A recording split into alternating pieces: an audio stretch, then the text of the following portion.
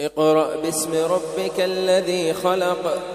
خلق الإنسان من علق اقرأ وربك الأكرم الذي علم بالقلم علم الإنسان ما لم يعلم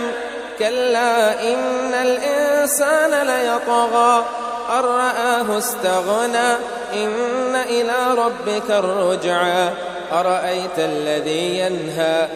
عبدا إذا صلى أرأيت إن كان على الهدى أو أمر بالتقوى أرأيت إن كذب وتولى